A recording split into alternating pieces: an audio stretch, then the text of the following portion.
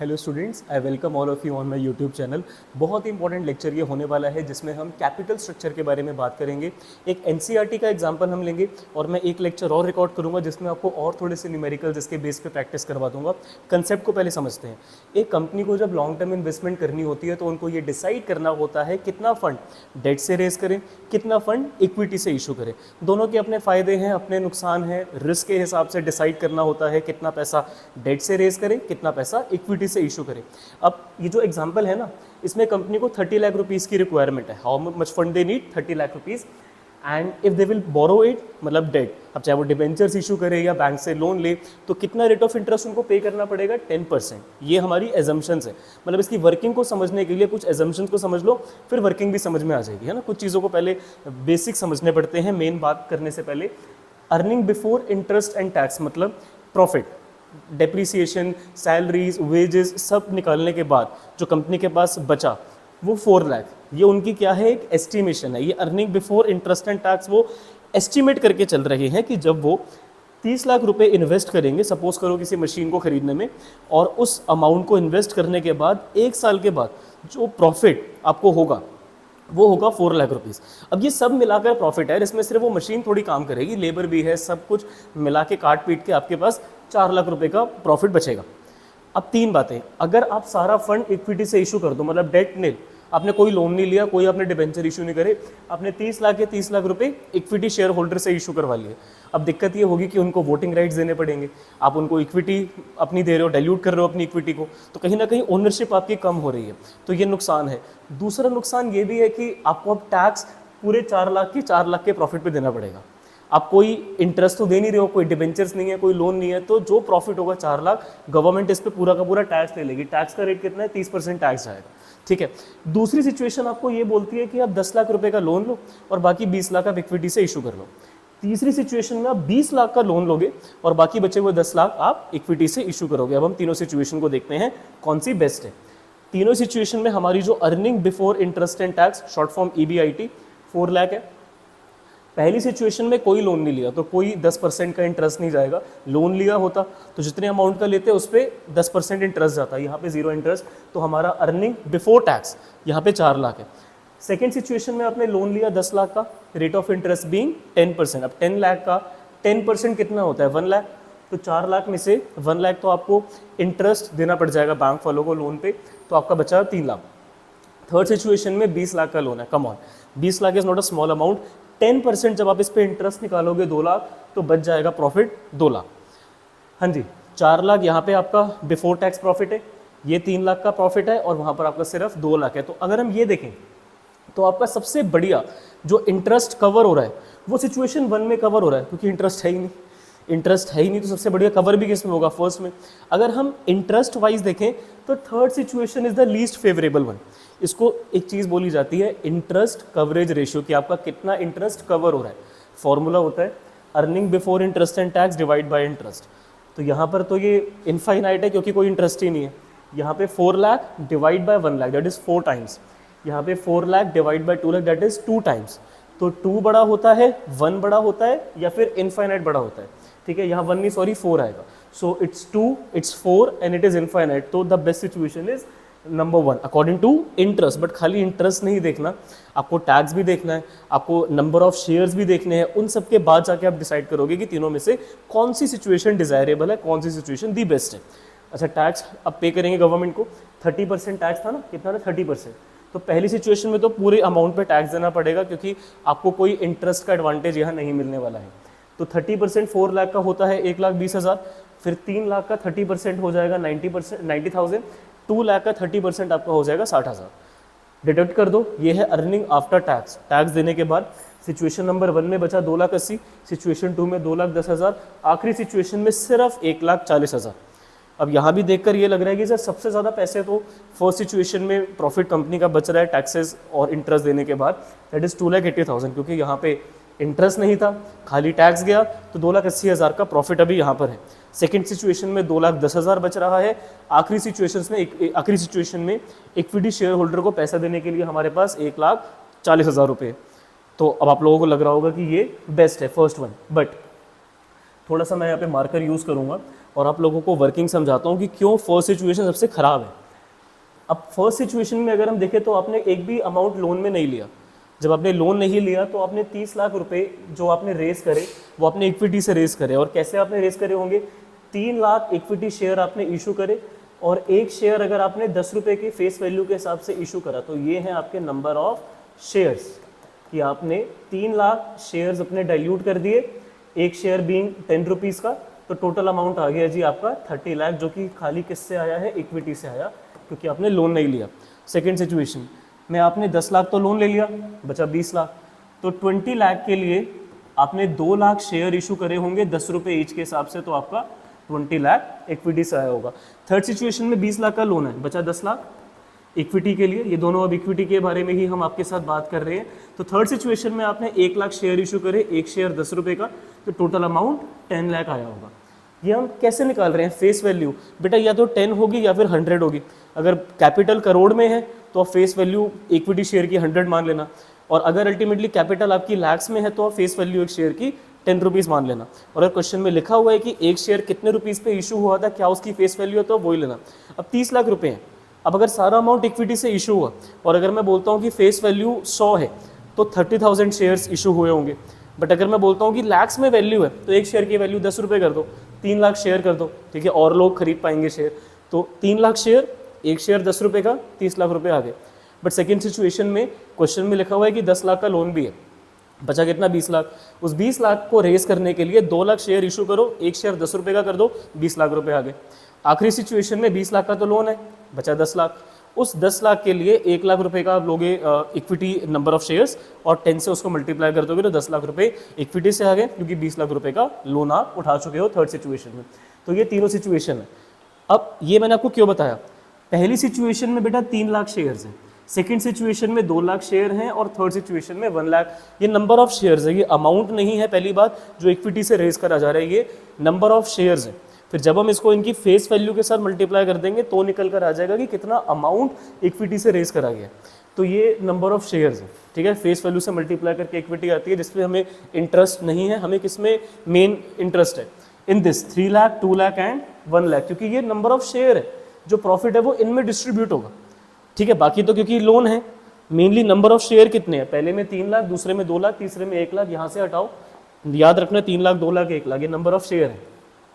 जब आप 2,80,000 रुपए की अर्निंग आफ्टर टैक्स, इतना है ना, कितने शेयर्स में डिस्ट्रीब्यूट करोगे, 3 लाख शेयर में, क्योंकि पहले केस में आपने लोन नहीं लिया तो 3 लाख आपने शेयर इशू करे 10 रुपये के हिसाब से, तब 30 लाख आया था, तो 3 लाख शेयर है। 2,80,000 जब 3 लाख शेयर में डिवाइड होंगे तो एक शेयर की अर्निंग कितनी आएगी, दैट इज द अर्निंग पर शेयर 0.93। आप इसको पैसा बोल लो या आप इसको बोल दो कि 93% है जितना आपने अमाउंट इन्वेस्ट करा उसका आपको अर्निंग मिल रही है। तो अगर मतलब किसी ने मान लेते हैं 10 रुपीज़ लगाए एक शेयर को खरीदने में, तो उस पर उसको कंपनी कितना अर्न करके दे रही है, 93 पैसा। It's not a bad figure to be very honest, ठीक है, रिटर्न ठीक है।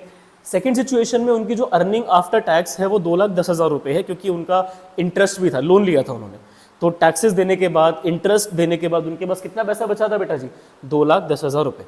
अब इस 2,10,000 रुपये को वो कितने शेयर्स में डिस्ट्रीब्यूट करेंगे, 3 लाख में, नॉट एट ऑल, उन्होंने सिर्फ 2 लाख शेयर इशू करे हैं, ठीक है, तो खाने वाले कम हो गए, ठीक है, पहले खाने वाले 3 लाख शेयर थे, अब कितने लोगों में डिस्ट्रीब्यूट करना है, खाली 2 लाख शेयर में। तो 2 लाख शेयर में इसको जब आप डिस्ट्रीब्यूट करोगे तो एक शेयर की अर्निंग आएगी 1 रुपया 5 पैसे। तो जिसने 10 रुपये लगाए उसको कंपनी इतना कमा के दे रही है, तो यहाँ पर अर्निंग बेटर है, क्योंकि खाने वाले कम है। बेटा एक पिज़्ज़ा में 12 स्लाइस, खाने वाले 12 लोग, सबको मिलेगा 1-1 स्लाइस। एक पिज़्ज़ा के 12 स्लाइस, खाने वाले 6 लोग, सबको मिलेंगे 2-2 स्लाइस। एक पिज़्ज़ा 12 स्लाइस, खाने वाले मान लो सिर्फ एक ही बंदा, उस अकेले बंदे को 12 के 12 स्लाइस मिलेंगे। So what I am trying to tell you is that कि जब नंबर ऑफ शेयर्स कम होते हैं और प्रॉफिट भी थोड़ा बहुत चलो कम हो गया, तो फिर भी उसमें फ़ायदा है अगर आपका प्रॉफिट ठीक ठाक है, मतलब इतना भी कम नहीं होना चाहिए कि कुछ किसी को मिले ही ना। ऐसे नहीं होना चाहिए पिज़्ज़ा है ही नहीं, खाने वाला अकेला बंदा फिर क्या खाएगा, पानी थोड़ी पिएगा। तो what I am trying to tell you is that कि प्रॉफिट इतना होना चाहिए कि वो डिवाइड ठीक ठाक नंबर ऑफ शेयर्स में हो जाए। थर्ड सिचुएशन में है 1,40,000 शेयर, सॉरी 1,40,000 का अर्निंग आफ्टर टैक्स, शेयर तो 1 लाख है, सॉरी। सो 1,40,000 का प्रॉफिट हुआ, टैक्सेस इंटरेस्ट सब दे देने के बाद। शेयर कितने हैं, खाली 1 लाख, खाली 1 लाख शेयर। तो आप 1,40,000 रुपये को जब 1 लाख शेयर में डिवाइड करोगे तो एक शेयर की अर्निंग कितनी आएगी, 1 रुपया 40 पैसे। तो आप बोलोगे सर अगर प्रॉफिट 4 लाख रुपए है और इंटरेस्ट डेट पे जाना है 10%, जो लोन लिया था उस पर 10% का इंटरेस्ट जाएगा और टैक्स जाएगा 30%, और पैसे चाहिए थे 30 लाख, तो ये सब जो मतलब फैक्टर्स हैं ये किसके फेवर में जा रहे हैं, more of debt and less of equity. आप 30 लाख रुपए में ज़्यादा से ज़्यादा अमाउंट डेट से रेज करो, कम से कम अमाउंट इक्विटी से रेज करो। इसका रीज़न मैं समझाता हूँ क्या है। इसको एक कंसेप्ट बोला जाता है, मैं यहाँ लिख के आपको समझाता हूँ, which is called as trading on equity. अगर कंपनी डिसाइड करती है ना कि वो इक्विटी फंड से रेज करेंगे सिर्फ 10 लाख और डेट से वो रेज करेंगे 20 लाख, तो टोटल कैपिटल कितना उनका एम्प्लॉय हो गया, 30 लाख। ठीक है, तो ये तो उनकी टोटल कैपिटल है। There is something which is called as return on investment. I'm sure you all know about it already, ROI, which can be calculated using profit, or in this concept it should better be written as earning before interest and tax. जो company का profit हुआ सब depreciation salary wages के बाद जो company का profit है, divided with the capital that company has deployed, multiplied with 100. So profit 4 lakh, capital लगाया 30 lakh, multiply by 100 comes out to be roughly 13.3%. ये टर्मिनेट कर जाएगा, ठीक है, 333. So this is the return that company is expecting on the investment of 30 lakh. 30 lakh लगा के 4 लाख आ रहे तो वो 13.5% के रफली है। अच्छा, डेट पे इंटरेस्ट कितना जाना है, जो उन्होंने लोन लिया, that is interest on debt, they have to pay how much percentage, 10%, which is less as compare to the interest, the return on investment. The rate that they will be getting on their investment is more as compared to the interest that they have to pay to the bank or the debenture holders, जैसा भी उन्होंने date race करा। Now this situation is classified as what? Trading on equity. What do we call it as, beta ji? Trading on equity. So the desirable situation is this one, where earning per share is it is only possible when interest is low, but you are earning a favorable amount of return. So I'll just clear the screen and let's come to the main part. What other things we should be taking care before deciding how much fund should be raised from debt and how much equity should be issued. First thing that we should look for is the cash flow of the organization. If cash flows are favorable, debt से raise करो, क्या दिक्कत है, अपनी equity क्यों dilute कर रहे हो, अपनी ओनरशिप अपने अंडर में रखो और फंड डेट से रेज करो, इंटरेस्ट पे करो, फिर जो पैसा बच जाए उस पर टैक्स निकाल दो और फिर जो बचे वो इक्विटी वालों में बांटो। जब खाने वाले कम होंगे तो बटेगा भी ज़्यादा। इंटरेस्ट कवरेज रेशियो, ये मैंने आपको भी शुरू में बताया था ना, कैसे हमने निकाला था कि प्रॉफिट को आप इंटरेस्ट के साथ डिवाइड कर दो तो कितने नंबर ऑफ टाइम्स आप इंटरेस्ट को कवर कर पा रहे हो वो निकल के आ जाएगा।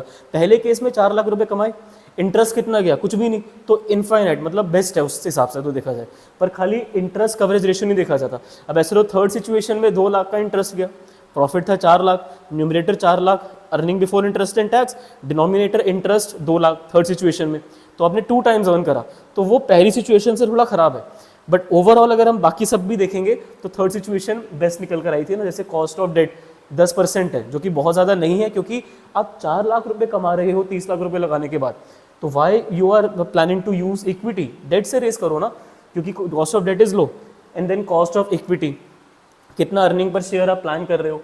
अगर आप ज़्यादा अर्निंग पर शेयर प्लान करके चल रहे हो और अगर आप चाहते हो कि कंपनी का मार्केट प्राइस इंक्रीज हो, इक्विटी वालों को हम ज़्यादा डिविडेंड दें, तो आप इक्विटी वाले कम रखो। मैं अगेन रिपीट कर रहा हूँ, इक्विटी वाले जितने कम रखोगे उतना ज़्यादा आप अर्निंग पर शेयर दे पाओगे, उतना ज़्यादा डिविडेंड डिक्लेयर कर पाओगे। फ्लोटेशन कॉस्ट, भाई देखो इक्विटी से जब हमें शेयर्स इशू करने हैं, आईपीओ निकालना है, या फिर हम चाहते हैं डिबेंचर्स इशू करना है या बैंक से लोन लेना, ये सब फ्री होते हैं, कुछ लीगल खर्चे होते हैं, फॉर्मेलिटीज़ होती हैं। तो इनकी जो लीगल फॉर्मेलिटीज़ है, जो कॉन्ट्रैक्ट्स में जो अमाउंट है, सब कुछ ब्रोकरेज वगैरह इंक्लूड करके काउंट कर लो। जो लीस्ट जहाँ कम से कम पैसा लग रहा हो वो ऑल्टरनेटिव हमें ज़्यादा प्रेफर करना चाहिए। अगर डिबेंचर्स कम प्राइस पे इशू हो रहे हैं तो डिबेंचर्स आर बेटर वन, अगर इक्विटी शेयर्स कम प्राइस पे इशू हो रहे हैं तो उस चीज़ को भी हमें कंसीडर करना चाहिए। फ्लेक्सिबिलिटी, ये थोड़ी कि हर बार लोन लेते जाओगे, ये तो फिर बाउंडेशन हो जाएगी कि आपको परमानेंटली इंटरेस्ट देते रहना टाइम टू टाइम, खर्चे कैसे करोगे। तो एक्सपेंशन करना अच्छी बात है, बट हर बार डेट से फंड्स रेज करना is not a good thing. तो अगर आपकी फ्लेक्सिबिलिटी अभी बची है कि आप थोड़ा बहुत अभी अमाउंट प्लान कर रहे होगे डेट से रेज करेंगे, तो भी हमारे कैश फ्लोज अफेक्ट नहीं होंगे, तो आप उससे रेज कर सकते हो। बट अगेन फ्लेक्सिबिलिटी को ध्यान में रखना जरूरी है कि बहुत ज़्यादा भी आपको डेट इशू नहीं कर लेना है। इफ़ यू फील लाइक कि अभी भी गुंजाइश बची है, लोन ले भी लेंगे तो भी कोई दिक्कत नहीं है, तो आप डेट रेस करो। अगर फ्लेक्सिबिलिटी कम है कि यार बहुत लोन ले चुके हैं ऑलरेडी, इतने लोन ले लिए, इतने डिबेंचर इशू कर दिए, तो इक्विटी से पैसा उठा लो अगर बहुत अर्जेंट है तो। डेट सर्विस कवरेज रेशियो, जितने पैसे पड़े हैं न्यूमरेटर में डाल दो, टैक्सेस के बाद कितना प्रॉफिट है, कितना डेप्रिसिएशन आपने रखा हुआ है, बाकी non cash expenses, interest on capital, ये पैसा कंपनी में ही पड़ा है, बट ये सब एक्सपेंसेस में दिखाया जाता है, ठीक है।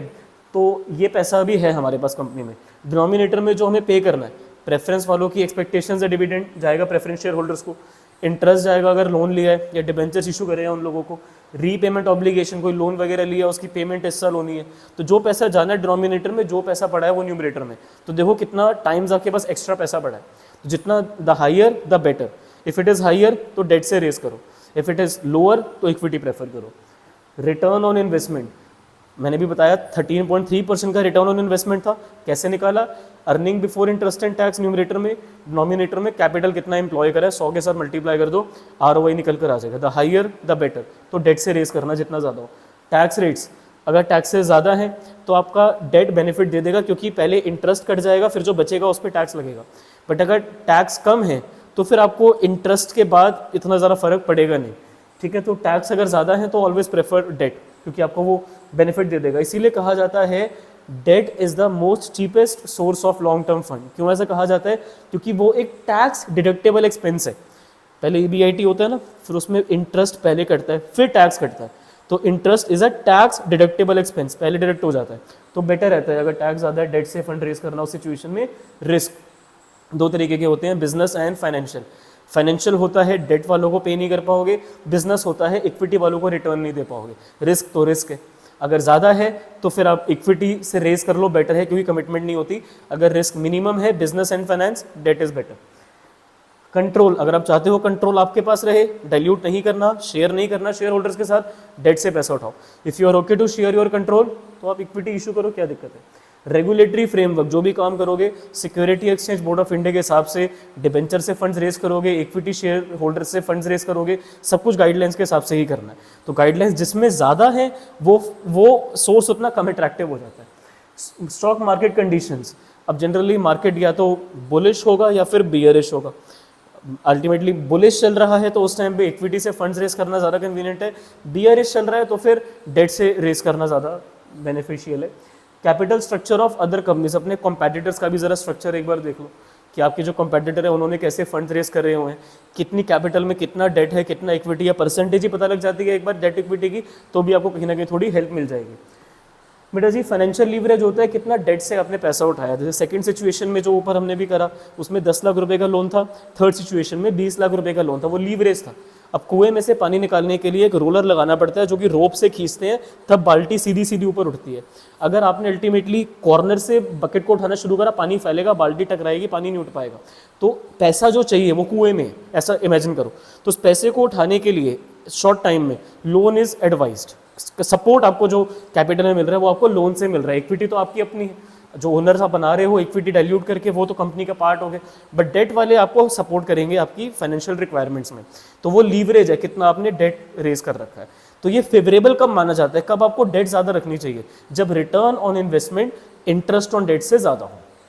इस सिचुएशन को हम ट्रेडिंग ऑन इक्विटी भी बोलते हैं, इस सिचुएशन को हम फेवरेबल फाइनेंशियल लीवरेज भी बोलते हैं, जब आपका रिटर्न ऑन इन्वेस्टमेंट डेट के इंटरेस्ट से ज़्यादा होता है। और ये अनफेवरेबल कब माना जाता है? जब इंटरेस्ट ज़्यादा है डिबेंचर्स पे या लोन पे, रिटर्न ऑन इन्वेस्टमेंट कम है, तो ये फिर उस टाइम पे अनफेवरेबल है, इक्विटी से पैसा रेज कर लो, बेटर है। कोई भी डाउट डिफिकल्टी है बेटा हेजिटेट मत करना, कमेंट सेक्शन में पूछो, मेरे इंस्टा हैंडल पे पूछो। मैंने कोशिश करी है आप लोगों को थोड़ा सिंपलेस्ट वे में इसको एक्सप्लेन करने की, कहीं पर मैं थोड़ा फंबल भी कर गया, कुछ चीज़ें बीच में मैं कंफ्यूज हो गया थोड़ा एक्सप्लेन करने में, क्योंकि मेरा माइंड मल्टीपल जगह पे चल रहा था, बहुत कुछ एक्सप्लेन करना था। मैंने आई बिलीव इस लेक्चर में जितना मैं चाह रहा था उसका मैंने 80 to 90% ही एक्सप्लेन कर पाया हूँ मैं। तो मैं थोड़े और न्यूमेरिकल भी प्रैक्टिस करवाऊंगा, जो एक आधी चीज़ रह गई है वो मैं दोबारा कवर अप कर लूँगा in my next lecture of the numerical practice. इस एक्सप्लेनेशन पार्ट के लिए I think this much is more than sufficient. कोई भी डाउट डिफिकल्टी है पूछो कमेंट सेक्शन में। वीडियो अच्छा लगा है लाइक करो, फ्रेंड्स के साथ शेयर करो, जिन्हें कैपिटल स्ट्रक्चर में दिक्कत आ रही है चैनल को सब्सक्राइब करो, ताकि आने वाले वीडियोज़ आप लोगों को पता लगते रहें। Thank you for listening to me so very patiently. Have a great day.